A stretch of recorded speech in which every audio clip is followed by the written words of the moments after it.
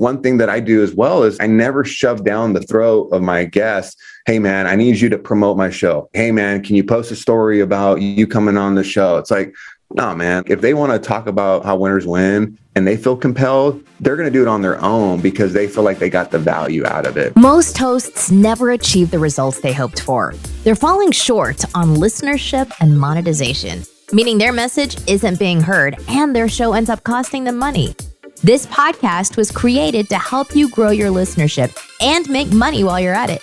Get ready to take notes. Here's your host, Adam Adams. And we're back with another episode of the podcast on podcasting. As always, it's your host, Adam A. Adams, AAA. And I've got Daniel Blue on the podcast. Daniel's an entrepreneur.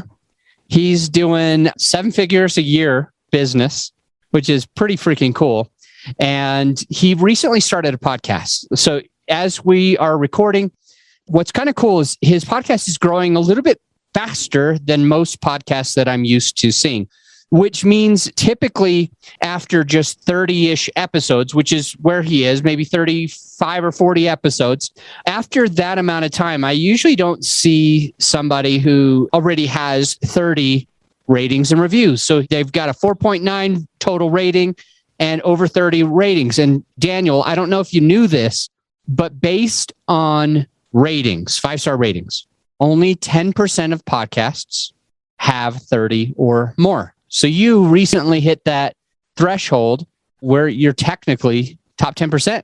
There's 90% of podcasters out there. 9 out of 10 of them don't have the success that you've achieved. I think it's cool because as Daniel and I were getting ready for this interview, he mentioned, he's like, I'm not going to say anything that I'm not. I don't feel like I'm really an expert at podcasting, but I will say that Daniel's been able to achieve something that 9 out of 10 podcasters have not been able to achieve. And we're going to dive into that story with him today. And the big message that he wants to leave for you is if he would have done this all over again, he would have started sooner.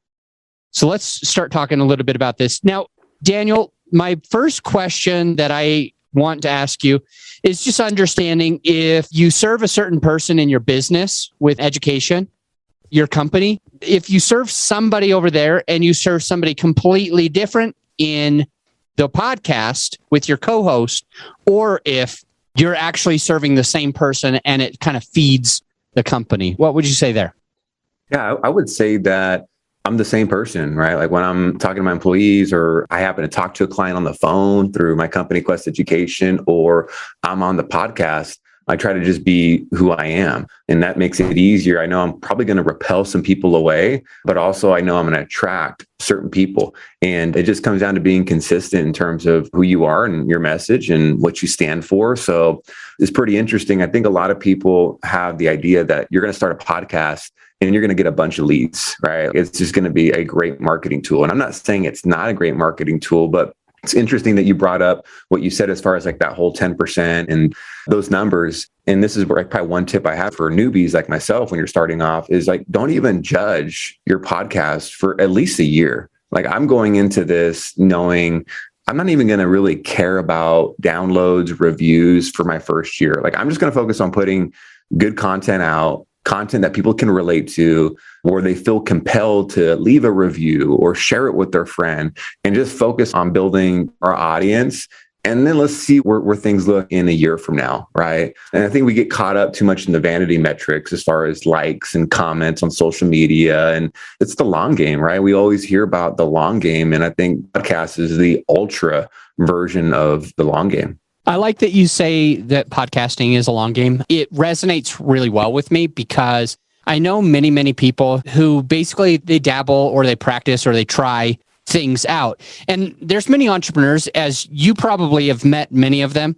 They'll go and they'll start doing this thing in real estate investing, and then they'll start doing this thing in wholesaling, and they'll start doing this other thing and this other thing. And none of the things that they ever do, they don't spend like several years. I like with you mentioned, you're going to start looking at those metrics, but after a year. And what we tell clients that come to us to start a podcast is, look, if you're going to start a show, you're in it for the long game. Like, I don't want to work with anybody who's going to do a show for a year or two at a minimum, if you can commit that you're going to be doing this for the next 3 years, we'll work with you. We will help you get to the level that you want to get. So it's really impactful that you mentioned that, Daniel. I also love that you talked about being yourself, being who you are, and being okay with, you said, I may attract some people and I may repel other people. We just had an episode go out. It was about cussing. And it's basically the same. It's about the same premise. It's like, be yourself, be who you are, show up that way all the time, and people will at least know if they resonate with you. So you'll be attracting the right people. How have you been getting your guests? Like, what makes you determine who you have as a guest? And the reason I ask is I've listened to a couple of your episodes, and there's a big variety of different types of people that you have. So I'd really like to understand, how do you find them? What makes you decide if they're a right fit for your show? Yeah, and this is where networking is so key. One of my good friends, his name is Travis Chappell. I'm not sure if you guys know each other. He's big in the podcast game like you are. And we golf together, work out together. We live here in Vegas. And he was the one in my ear for the last few years, like, bro, you need to get a podcast. And I'm just like, man, no, not right now. I'm too busy. And there was also some limiting beliefs that I had, like, man, like, what am I going to talk about? I sound stupid on camera. I look dumb on camera, right? All the excuses that we have. And this is where networking comes into play. One thing that Travis talked about that I didn't actually see until I started to do it myself was podcasting is a great business development tool. Right? Nobody wants to get a cold pitch, but you probably have a better chance of having a conversation with that potential referral partner or potential affiliate if, hey, can you want to be a guest on my show? People love talking about themselves, right? So it's a great gateway, segue to start a conversation, and they can just say no and not jump on your podcast, or they can just leave you on red, or maybe it never gets to them, but at least you have some way of getting their attention that is not so spammy, right? That's huge. And I think people underestimate the business development side of things. But as far as the networking is massive, like I went to ClickFunnels a few weeks ago in Florida and had a chance to meet and get to know John Lee Dumas, JLD. I'm going to be on his podcast tomorrow, and then I'm going to have him be on How Winners Win on my podcast, probably later this year. So any way that I can find a way to develop and nurture relationships, like you don't want to just start pitching people right off the bat, right? If you can get to know them, have some similarities. I have a Dream 25 list. Like I have a list of people that I'd love to get on my podcast. Some of those people I'd love to get on my podcast because they can be potential referral partners for my business. Some of these guests can be people that would give our show clout, people that are reputable in the entrepreneurial space. So I try to find people that, and also I want to find people that are entertaining. I think you probably know this better than me, Adam. Like, how many times have we had a guest on a show and you're just like, dude, that interview was boring. This guy was dry as shit. He's smart, like he knows his shit, but that interview was boring, right? Like we've all listened to a show where it's like that. So I try to find people with a story, people that I know can bring a lot of charisma and just entertain the audience. We listen to a podcast to be entertained. Yes, we want to learn, but we want to laugh. We want to gain a new perspective and think about things. So there's a ton of smart people out there that I'd love to have on the podcast, but after seeing how they talk and their engagement, and not engagement like social media, but like how they engage in other interviews, I'm like, I'll pass. I'd rather get someone that has a lower follower count, but a hell of a story. And I know my audience is going to be like, dude, I'm so glad you brought that person on the show. I like that. Hey, speaking of JLD, how did you go about meeting him, connecting with him, getting him on your show, and getting yourself booked on his show out of curiosity? He's a big name. Yeah.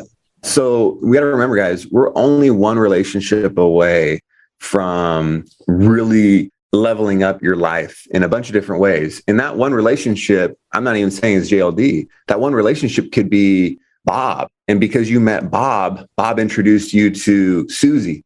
And then because you got introduced to Susie, Susie introduces you to Jack, and Jack, who you wanted to talk to the whole time, right? So like that one relationship can open up a lot of doors. And Travis has been a great friend of mine over the years. And I got connected with JLD because of Travis. JLD is an investor in Travis's software company. It's called Guestio. If you guys want to get booked on shows, this is not me plugging Guestio because I get paid. I'm not benefiting in any way, but Guestio is a great way to get booked if you want to be a guest on a show, or if you have your own show and you want to get guests. It's a marketplace. It's a great way to get on more shows or get more guests. So because Travis and JLD are friends and doing business together. I was hanging out with Travis out in ClickFunnels, and then ended up hanging with JLD a few nights and getting to know him. And because of that relationship, it allowed me to jump on his show. And then, yeah, you always want to find a way to reciprocate and have other people on your show and vice versa. Cool. Awesome.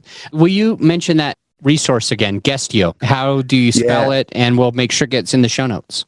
Yeah, so it's guest, just like hotel guest, and then IO. So guestio.com.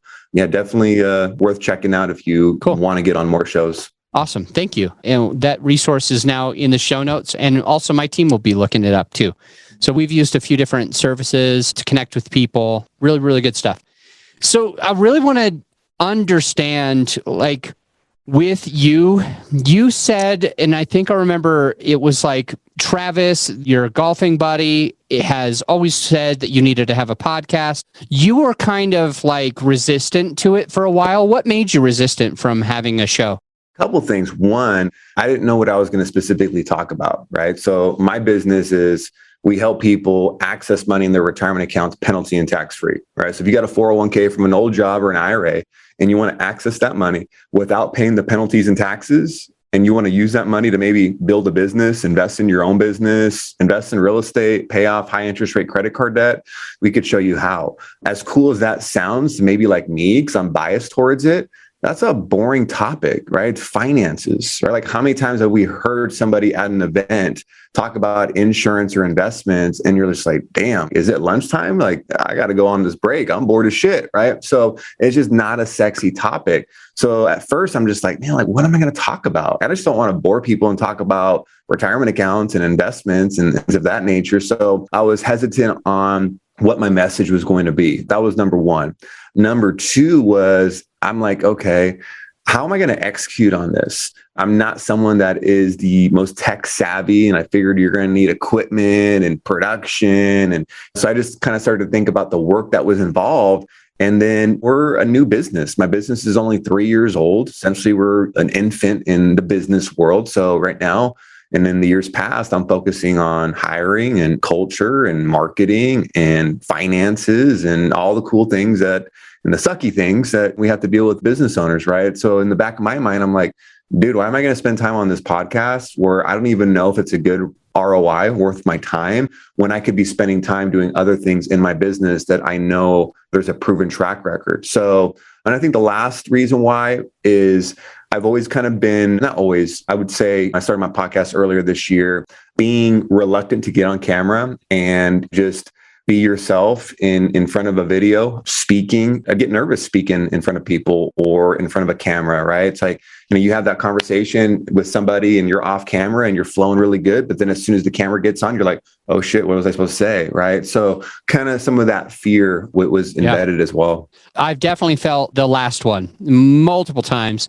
It's partially like imposter syndrome and partially like I remember growing up and in grade school, like if you're going to get made fun of in grade school, you're like, I'm just going to be quiet. I'm just going to act cool like the other kids. And then I'm not going to get made fun of or whatever. And so like getting on camera, getting on the mic has always been uncomfortable for me as well. So, but maybe for different reasons. I would really like to go into these 4 things that you mentioned.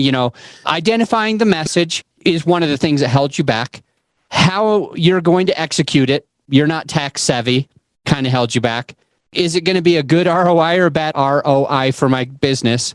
And then the reluctance to get on camera. How did you overcome like what the message was going to be about? How did you ultimately figure out the message? Yeah. So I came to the conclusion, I'm like, okay, I don't want to have a podcast that just talks about finances. Like I know there's a lot of podcasts out there that just strictly talk about finances. And I listen to a lot of those podcasts so I can learn and I can grow in the financial area.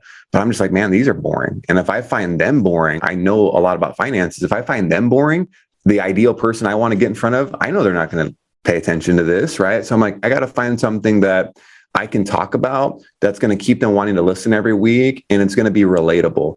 And I'm biased towards sports. Like I love sports. And I'm like, okay, I think a lot of the people that I want to do business with or I want to have a relationship with, I think they like sports too. And sports and business and sales have so many similarities. So I'm like, okay, how about we come up with a name that has to do kind of with sports? And that's what we came up with how winners win. And shout out to my buddy, Trevor Cowley. He has a podcast called Real Business Owners. And I want to say it's like one of the top 1% podcasts out there. And if you haven't listened to Real Business Owners, they have a great podcast and an awesome Instagram page and really good friends of mine. And I was going back and forth with Trevor as far as like names, and he helped me come up with how winners win. And then my co-host, Keita, he played a part in that as well. So we're like, okay, how winners win? Like, we want to help people win in their personal life, their business life, their financial life. Like, we can talk about a bunch of different shit within that realm, right? So one week it's about mental health, right? Maybe the next week it's about crypto and investments. The next week it's about relationships, and talked about 75 hard. That was something I did earlier this year, that physical mental challenge. So just different topics that can relate to people. And then we'll sprinkle in some finances along the way, because that is who we are as a core. So once we dial that in, and it's just a matter of executing, and there's always certain topics that we can talk about. That brings us to the other thing that I was really curious about, is the execution. Like, that held you back for a while because you didn't know how it was going to be executed.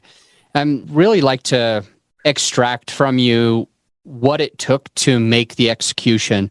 For example, if your co-host was a big part of that, if you've got a team editing your podcast, or what are the resources that you reached out to make sure that you could actually implement a podcast and not be like that total tech savvy person that you were talking about before? Yeah, and I think that's why it's really important that people listening, that where I was as far as thinking about it, but haven't pulled the trigger, it's important to align yourself with people like you that have started a podcast, know what it's like, and can get some practical advice. So definitely don't go about it on your own. There's a ton of Facebook groups out there, LinkedIn groups, podcast coaching programs to speed up the process and not have to reinvent the wheel. So just personally, I didn't sign up for any podcast course or anything like that. Obviously, I had the luxury of being able to go to the gym with Travis in the morning and ask a couple questions, and then having people ever and real business owners ask some questions. I think that's why it's so important that you develop and you nurture your relationships. You give back to the people that are important to you, because it's just so convenient to be able to call somebody that has been there and done that, and you can call or text and get advice, right? So relationships to me it's more important, more valuable than money, in my opinion. It's a currency that's more valuable than Bitcoin or any other crypto out there. So once I was able to kind of formulate all the different plans and execute, then it was just a matter of taking some of my in-house resources. Roland is one of my employees here at Quest Education, and he is our producer. So it's super awesome where I can just come in. I think today's Wednesday. We have our episode today at 2:00. He'll have everything set up, all the mics, all of the tech set up. And then Keita and I just come in and just know what we're going to talk about. And then Roland does all of the editing. We've got a few video cameras set up. We're playing that long game where we want to take the content. If you go to my Instagram page, Daniel Blue, you'll see some of the clips. So we'll take some of those clips, repurpose them. We're building out a YouTube channel as well. So again, these are things where I just had to accept that I'm not going to get an immediate ROI. I'm just playing the long game. I know the work I do today is going to be out there years to come, and it's evergreen, right? Like, I have people reach out to me off the first few episodes and give us some love, maybe do business with us. So to me, I think there's a couple different, and you know better than I do, Adam, like there's two different ways to approach this and move forward. Either one, you take the approach that I did, where right out the gate, I spent a few $1,000s, got all the equipment, cameras, podcast equipment. I have a full-time employee that does the editing and the production and things like that. So I took that approach just because I wanted to repurpose the content. But I know you don't have to do that, right? Like, that's just an excuse. Don't think like, oh my gosh, I have to have this amazing setup in order to get the end result. No, that's not true. I think Travis had an offer not that long ago. He still probably does, where it's like, and you probably do as well, Adam, where it's like, dude, you can get started with a freaking mic that's not a bunch of money. Use Anchor. Like, there's all these different software programs, resources where you can get a podcast started and outsource your editing and production and not have to spend thousands and thousands of dollars to get the podcast out in the marketplace. How much did your co-host play a role in you starting a podcast? Like, I'm really curious, would you have started a podcast by yourself? Is it helpful to have a podcast host? I, for one, had some podcast hosts, and they ended up falling off of the podcast, and it became just me. And so I would like to hear your experience finding a co-host, pros and cons of having a co-host, and kind of what it did to help you along the way? Yeah, it helped a lot. I will say I give mad respect to people that are able to do podcast episodes solo, right? Just a solo podcast for 30 minutes and it's just you, like mad respect. That was definitely something that held me back from wanting to set up a podcast. I'm like, dude, I don't know if I want to just do this by myself. Like that's just a lot of airtime. And I like the podcasts that I like to listen to, Mylett, Andy Frisella, a lot of the podcasts I like to listen to, real business owners, there's two people, right? It's not just one person. And I like you're just sitting at the bar with them and you're just hearing them have a conversation, right? So that's just my own bias. I like to hear that. So to what you were saying earlier, as far as having a co-host, there's certainly some pros and then there can be some cons, right? Like that person might phase out. How long is that relationship going to last? I'm very, very fortunate. Kita has been working for me for the last few years, rockstar employee of mine. And plus we've known each other for years and years and years. So I already know we have that natural rapport and knowing when he's done with his sentence and I'm not interrupting and there's not these awkward pauses and it's just natural, right? So if you're going to have a co-host, really make sure that it's part of the long-term plan and you see it working out long-term and there's some real natural rapport between the two and you guys can play off of each other, right? He's way different than I am, the way he talks in terms of his thinking and I'm different and works out good because you don't want to have two boring hosts that are the same.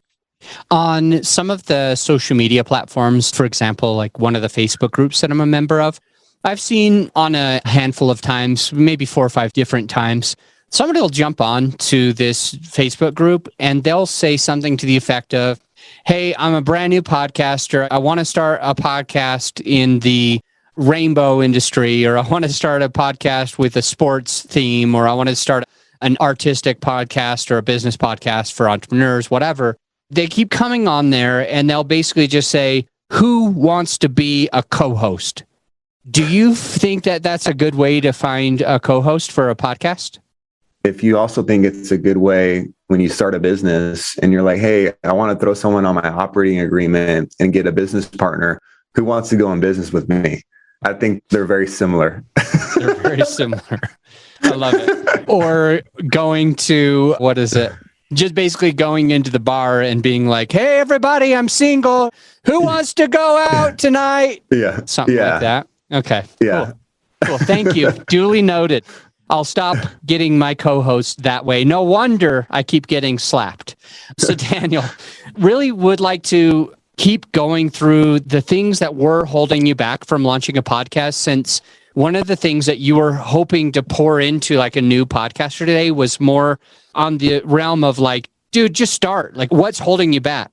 And one of the things that held you back, you said, is you didn't know if it was really going to be a serious ROI. Like if you're going to get a return on your time or return on your financial investment as well. But ultimately, you started the podcast. What kind of got you over that concern? Yeah. So 2 things. One, I really wanted to grow my Instagram. I haven't posted on Instagram prior to this year. If you go to Daniel Blue on Instagram, you'll see my first post, I want to say like January or February earlier this year. So as you can imagine, since I've never posted before, I had like 2 followers, right? One was like my mom and my wife, right? So I knew I needed to be active on Instagram and actually post. So that being said, I knew I needed some good content. And I figured the podcast would be a great way to do that. And now I'm sitting at about like 11,000 followers and they're all from India and Pakistan, but there's still 11,000. No, I'm kidding. But no, it's been great getting like good quality engagement with the followers. And I know some of that has to do with the content and the podcast, right? So that's one, just being more clear on my game plan in social media, more specifically Instagram. And then 2, I'm in the business where me being the CEO of the company, like my role is branding, right? My role is business development. And a big way that we can get more leads in the door is from affiliate relationships, right? Strategic referral partners.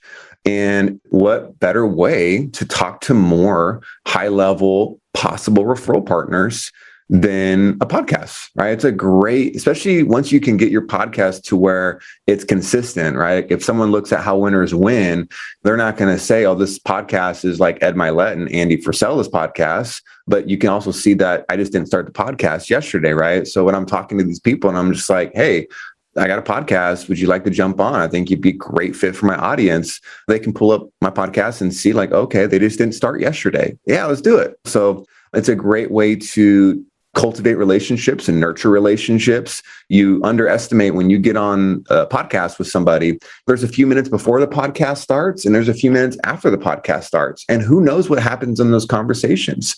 And then after we do the podcast, then Roland will email the guest that was on our show and he'll email them like 10 different clips. Well, so we'll send the guest that came on How Winners Win, the entire podcast in video format. Here you go. Your team can edit it and do whatever you want and brand it however you want. Here you go. And also, here's 8 clips of you spitting fire that we really liked. And I think that whoever you post about or whoever you send it out to, they're going to like too. And one thing that I do as well is like, I never shove down the throat of my guests. Hey man, I need you to promote my show. Hey man, can you post a story about you coming on the show? It's like, no, man, like if they want to talk about how winners win and they feel compelled, they're going to do it on their own because they feel like they got the value out of it. Right. So it's like just building real relationships and having fun, having a good time. And then you'll always have that in common with that person. Like they'll always remember, oh yeah, that's right. I was on that show. He interviewed me. Right. Like, so you always have that. Maybe you now have their email address. You have their cell phone number.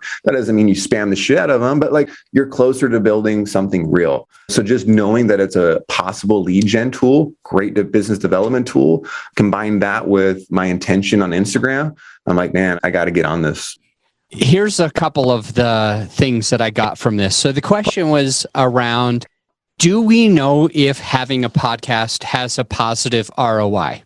And some of the gems that I just got from Daniel was that he's making it more of a holistic approach. It is a piece to a strategy.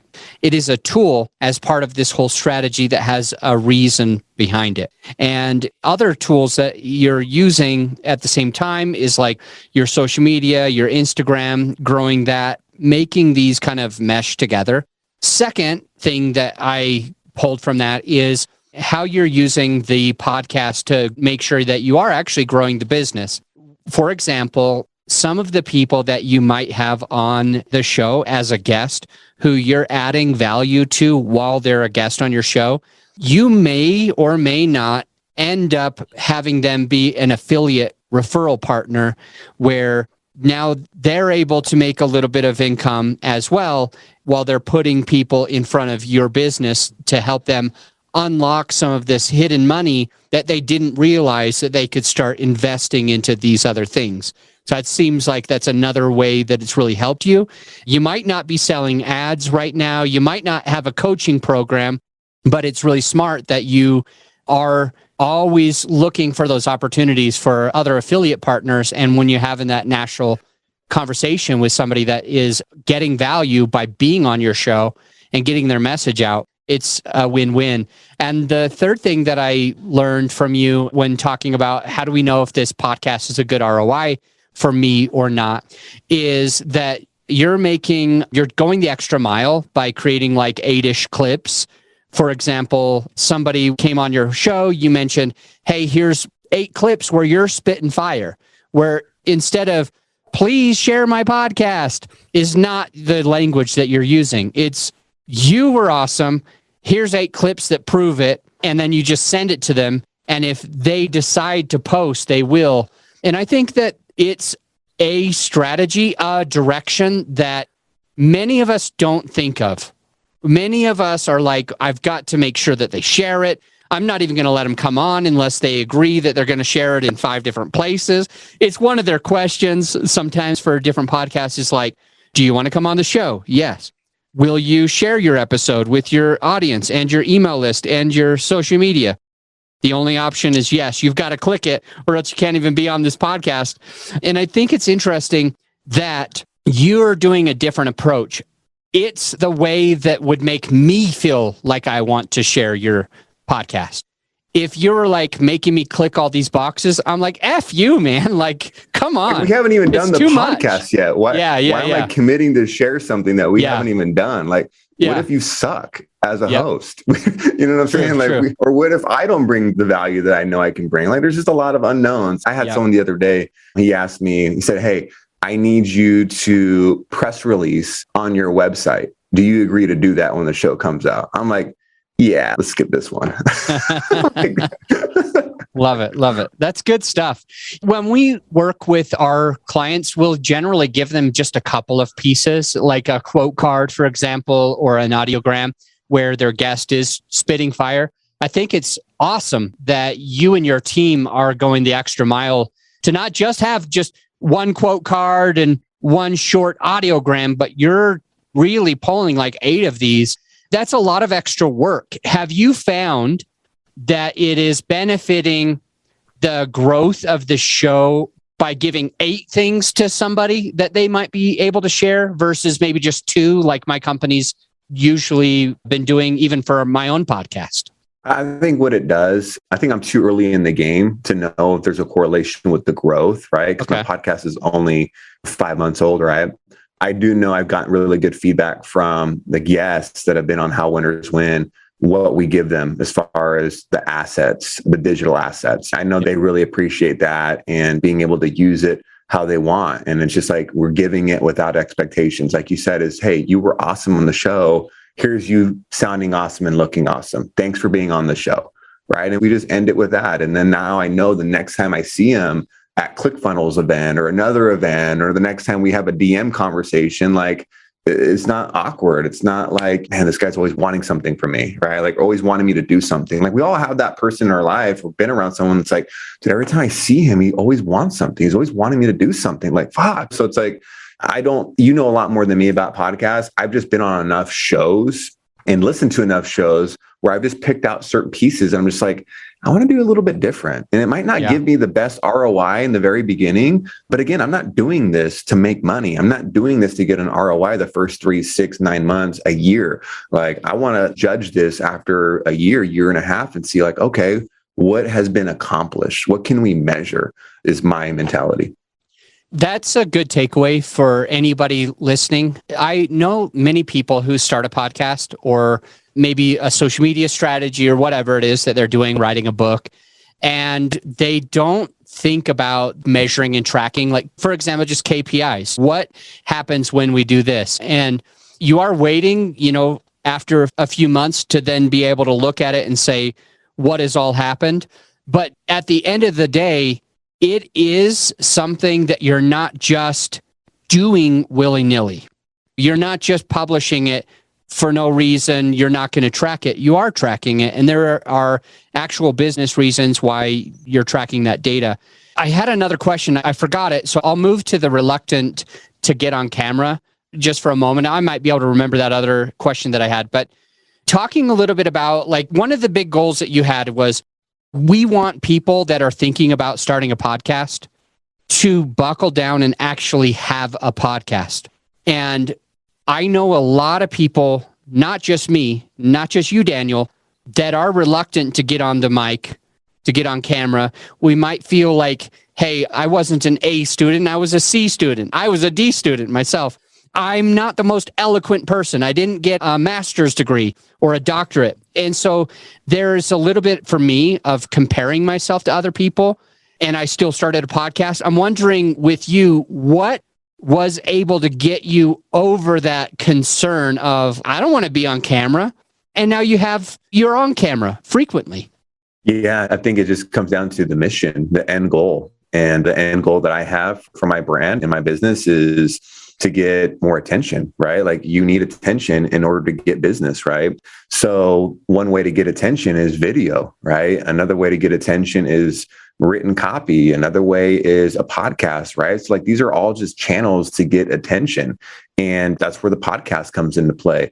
And then I also knew from enough other people in my network, one thing that was very powerful, and I didn't really realize it until I got further along in the podcast game and I started to get on more podcasts. Like this is probably like the 50th time I've been a guest on a show, is like, dude, you get better at speaking. You get better at taking what's in your head and getting it out there. How many times do we find ourselves like, man, like I can't really put this into words, or like I'm having a hard time conveying this message, or I'm having a hard time saying what I really mean. And that just comes down to communication skills.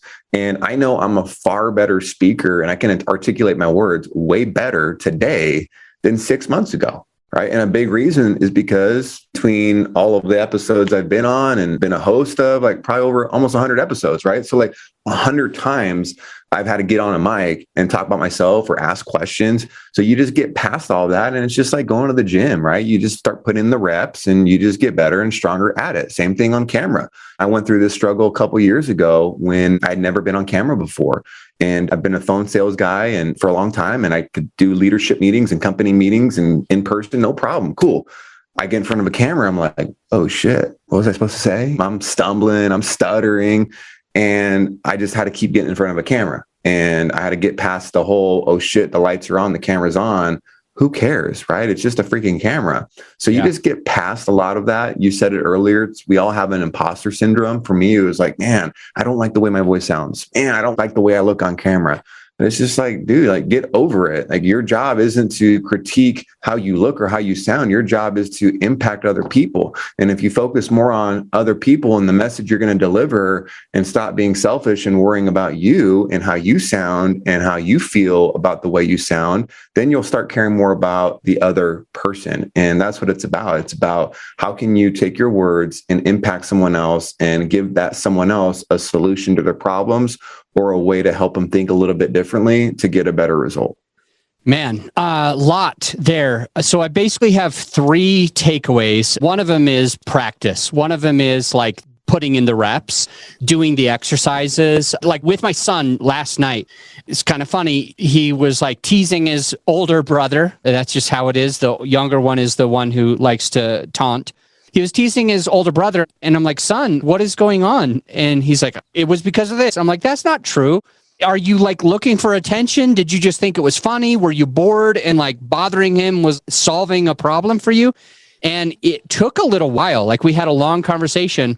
And finally I just said, he was like, he didn't want to tell me. And he felt like if we got to the bottom of it, the heart of it, the reason why he was bothering his brother, he thought I would judge him. He's like, I don't want to talk to you about it because you'll think I'm dumb. And I'm like, how many times does your dad do stupid stuff? And he's like, I don't know. I'm like, when do you think the last time was? And he's like, yesterday. And I'm like, it was today. When do you think the next time's going to be? I don't know. Tomorrow? It's going to be today too. I'm going to do stupid stuff today. I already did stupid stuff today, and I'll never judge you. It's okay to understand who you are, to get to the bottom of it. And the moral of the story is when you go out of your comfort zone, talking to my kid, and practice that muscle of sharing, even though you're afraid of being judged, you gain from it. And after the conversation, after he finally told me, it was the fact like, do you feel more comfortable now that you've put yourself out there to do it again? And he's like, yeah, I actually really do. And I'm like, hell yeah, good dad moment. And it's that same thing, just the practice. The other 2 takeaways that I got from you, Daniel, it's the mission, the why, and the goal. It's understanding your mission, your why, and your goal. This reminds me of like the COVID shot. Regardless of what our beliefs are, some people hate them, some people love them. I got my 3rd COVID shot recently. I freaking hate needles. I don't want a needle inside me. I'm afraid of them. They bother me. But I felt like there was a reason, a why, a mission, a goal. There was something behind it. So I was able to push past my fear of needles or the uncomfort or even being judged by people that are against vaccinations or whatever. So I thought that that was a big thing. And your goal was attention, bringing attention to your company. And the third one, which is my favorite, is where your focus should be. When you're creating this content, it actually harms you to be worried too much about being judged and what are people thinking about me. I don't want to look dumb. It's focused inwardly is what really, I think, holds us back, Daniel. And I noticed that when you said, when I focus on impacting, that's the big word that I got, is the impact on others, that it helped you to be able to put out that content in spite of the reluctance of wanting to get on camera. So just a bunch of awesome stuff. You dropped some huge nuggets. with that question that I had earlier, I got it back while you were talking. You mentioned that you've probably been on like 50 guest episodes. And I remember at the beginning of today's episode, you were talking about Guestio.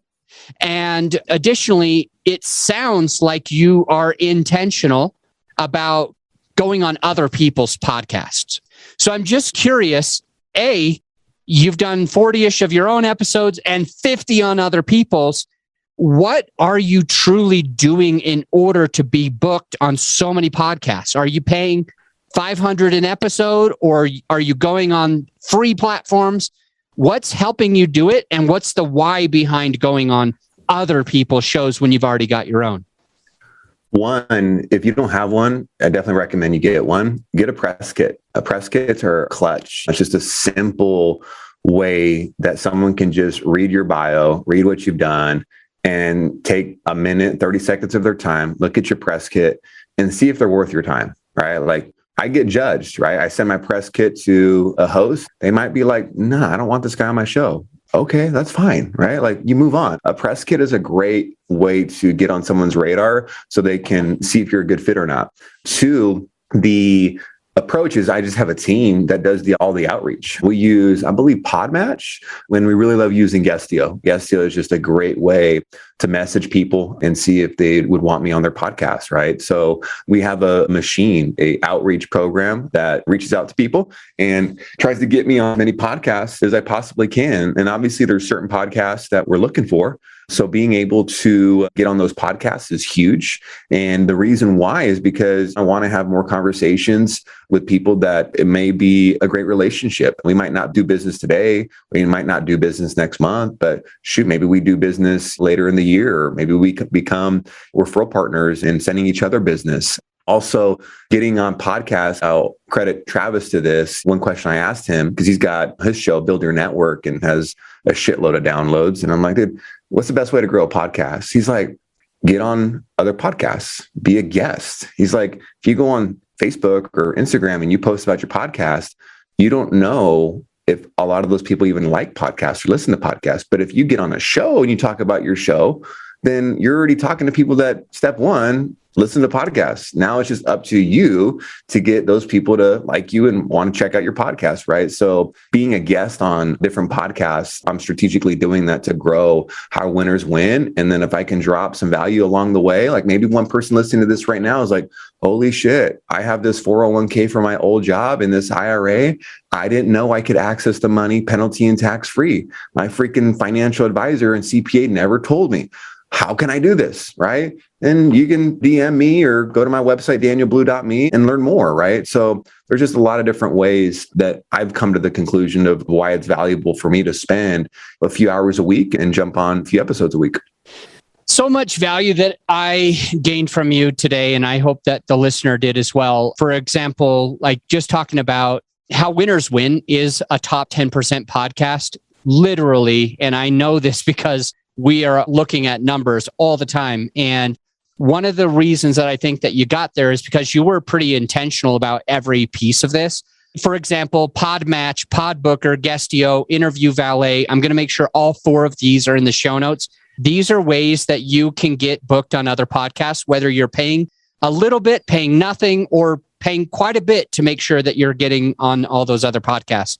How Winners Win, go check it out. It's a top 10% podcast. Leave them a rating and review. My favorite thing, Daniel, is from the beginning of this episode, and I can tell in your business and in your life, you are intentional as well about just being who you are to the core, unapologetically, the good, the bad, take it or leave it. And I think that being a podcaster, it's really beneficial for us to own who we are and to be willing to put that out into the world. So we're right there at the end of the time. So I'm going to let you go. All of your links are in the show notes to the podcast. And I just want to say one more time, thank you, Daniel. And to our listener, come back on the next episode. It'll just be me and you, me pouring into your business. Every other episode is an interview, and the opposite is just shorter, me pouring into you. So I'll see you on the next episode. If you're glad that you checked out the podcast today, if you got some value out of this episode, some actionable takeaways, I invite you to do one of 3 things. A, you could do a written review on Apple. Let us know what you think. Just an honest written review. B, you could share the podcast with a friend of yours who needs it.